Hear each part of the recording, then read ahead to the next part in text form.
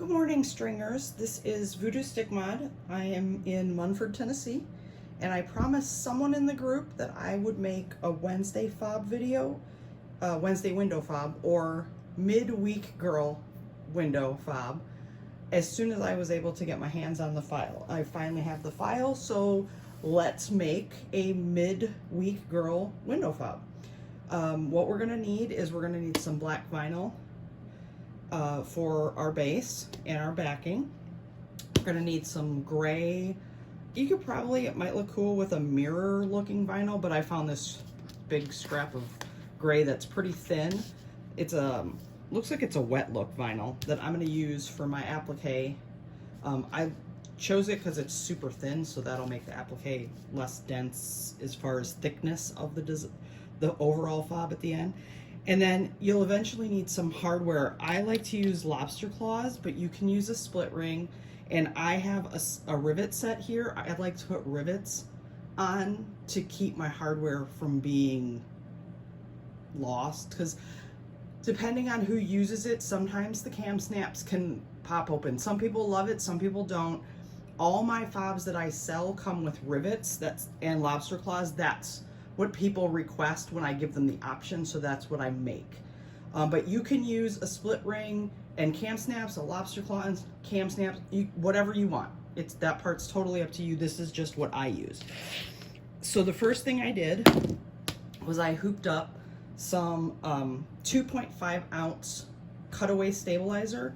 That's my go-to stabilizer. I buy it in big 40-inch by 100-yard rolls direct from Madeira, because I have a wholesale account with them. But you can use whatever medium to heavyweight cutaway you have. That will work. So the first thing we're going to do is, I have my design all loaded in my machine. I'm using my 10 needle. You can absolutely use your single needle if you want to. My single needle doesn't always like stitching on vinyl, so we're going to use the big boy behind me. The first thing we're going to do is, on the stabilizer, not on the vinyl, is run the die line. And I will be back shortly.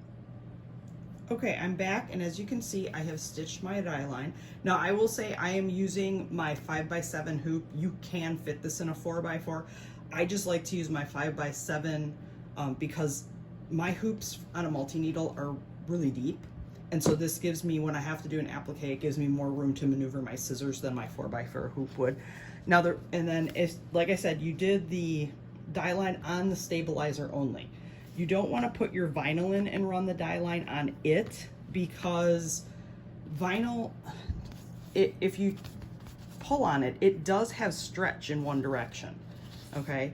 If you put your vinyl down and run your die line, as you're stitching your pretty part of the design, it can actually push and stretch your vinyl out of alignment enough that it'll cause registration errors with your final design. So you always want to run your die line on just stabilizer. If for some reason you have vinyl that's been sitting all like rolled up and squashed or something, and it's kind of funky, or it's the end of the roll and it's super curled, you can tape it down really, really well. Now, I'm just going to throw this in here and not tape it down, because this piece is plenty big to not have to worry about tape, and it's flat. Or you can take it to your pressing table and iron on the back side and just let it sit for a while. That'll help flatten it out. You don't have to be worried about pressing from the back side, as long as you're not using super high heat and letting your iron sit there for a really long time. Just set it down, push, pick it up, set it down, push.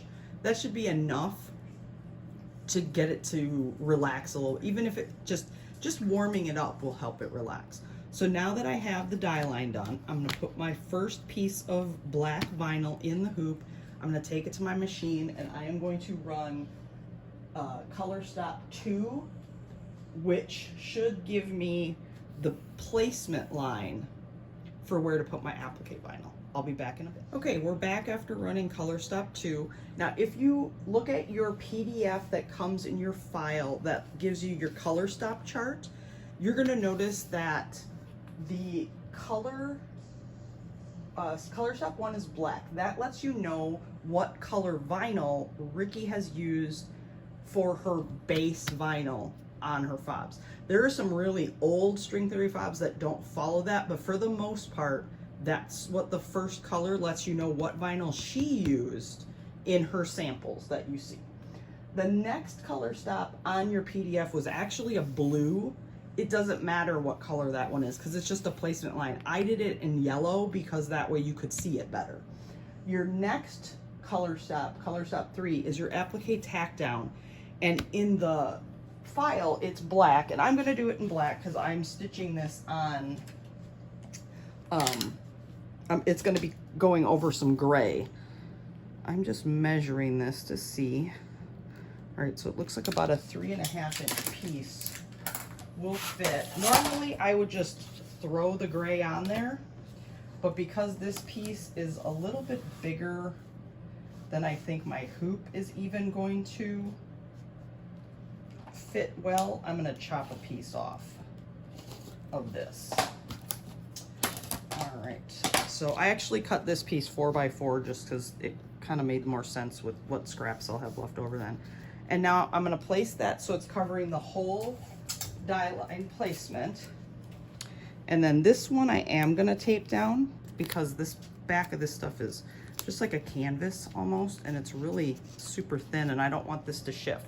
So now I'm gonna put this back in the machine, and I'm gonna run color step 3, which will tack this down, and then I'll come back and cut. Okay, we are back, and I have tacked down the vinyl. Okay, now I'm gonna grab my applique cutting scissors, and we're gonna trim around this. First, I'm gonna take my tape off. And as you can see, the piece of vinyl that I cut, I didn't like perfectly center it. That's fine as long as the die line is covered so that it all fits inside the area you're gonna trim. First, I'm gonna take this little thread off, and then just anywhere along the edge. And then I'm gonna come in here and trim. And you wanna get as close to your zigzag as you can without snipping those. If you snip a couple, it's okay, but you don't wanna snip them all, okay? And turn your hoop, it'll make it easier for you to get in there instead of cranking your wrist around and stuff. Now it's a little harder on camera because I obviously want to keep on screen here. So it's a little more awkward to cut. And then if there's any pieces that just look like you didn't quite get close enough, you can just go around and snip a little closer for those. All right. Almost around. Okay, throw the trash away. Oh, let me move my rivet so I don't lose it. I'm taking a big chance here having that rivet out on the table because Meeps hasn't woken up yet to see that I'm working, so she hasn't come looking to help. Okay, so now this is all trimmed. Now we're gonna put it back on the machine, and you're gonna run color stops 4, 5, 6, 7, 8, 9, 10, and 11 for sure. Whether you choose to stitch 12 before or after you put the back on, totally up to you. I prefer to stitch it because 12 is the little holes for the fob, the little holes that Ricky gives you as a die line for punching. I tend to stitch them before I put the back on, just because then I don't have as much trimming to do on the back. But you can do that before or after. So definitely stitch 4 through 11 or 4 through 12, whichever your preference is. Okay, folks, we're back, and I have all the pretties stitched, and I have the 2 die lines for where I'm gonna punch the holes for the fob. Now I'm gonna flip this over, and I'm gonna trim a little bit of the loose, janky threads here. Okay. And that's why I prefer, even though they would get covered up if there was any funny thread blobs, thread barf, I like to call it back here. Oh, hey, look at that. I used black bobbin thread. Totally forgot that was in the machine. Whatever. That's why I stitch these now before I put the back on. But again, totally up to you. I know a lot of people do it as after they put the back on, and that's cool. Hey, you do you. Now I'm going to take the back vinyl and I'm going to tape down the corners. And yes, you have to use some form of adhesive, and it can't just be temporary spray on this part because, well, gravity, folks. So I'm gonna tape that down. Now I'm gonna put it back in the machine and run the last color stop. Okay, we're back after running the final die line. Front's all pretty, the back's pretty. I don't have thread barf back here because if I needle down, needle up, with a 10 needle, it's a little more difficult. You have to hold your top thread, stop right away, pull up your bobbin thread, hold both of them. You don't have to pull on them, you just have to hold them while it starts to stitch.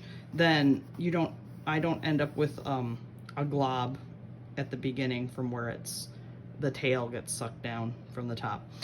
So now I'm going to pop off the tape.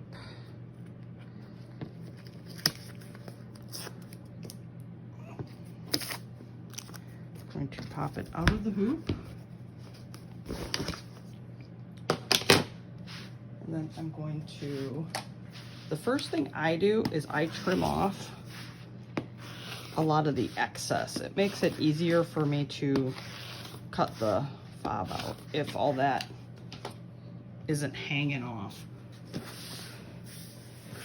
Just go sweep this into the trash can. All right, now I'm gonna grab my scissors. You can use whatever scissors work best for you. I just got these new ones. They're Tim Holtz, I think, and they work pretty good. But before that, I just use Kai brand 8-inch shears. Just the 3000 series worked good enough for me. All right, so now I'm gonna trim this. And I wanna just about 1/16, 1/8 inch away. And if you notice, the one thing I'm not doing is I'm not taking my scissors and snipping all the way closed.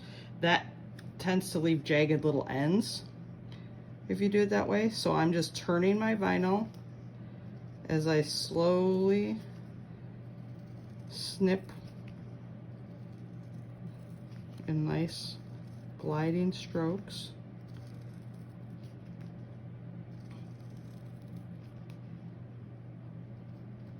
And when I get here, I'm going to get right up close, and then I'm going to turn as I kind of close the scissors. Again, rotating the vinyl, not the scissors. Oops, sorry. And as you'll see, I'm not perfect. It doesn't always come out exact, but it's good enough for prime time. And keep going around. Okay. All right, so now I cut there. Now see, like I said, it's not perfect. There's a little bit of weirdness going on up here, but that's okay, because that's gonna get folded to the back. Now I'm gonna go grab my punch.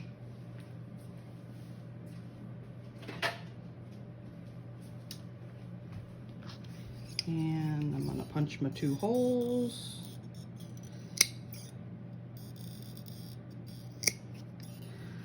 Okay, grab my hardware, put my rivet with the posts through, slide my hardware on, flip it over, push my post through. And with rivets, you wanna make sure, see how you can barely see that sticking up? That's what you want. If it sticks out way too far, that's when you get wonky rivets.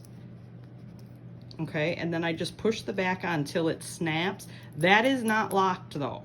Now I need to take it over to my press and press with force to get it to truly lock in place. But if you at least snap it with the back, you know it's at least gonna stay till you can press it. So I'm gonna go over to my press, and then I'm gonna press it real quick, and then we will be all done. I can't show you my press because it's attached to a table. It's really big and bulky. So there, all done. One Midweek Girl window fob. Hope this helped. It's actually very easy applique since Ricky did the whole circle instead of a partial. So it's actually a very easy applique to do. And I guess I will be back with the bun cover version soon.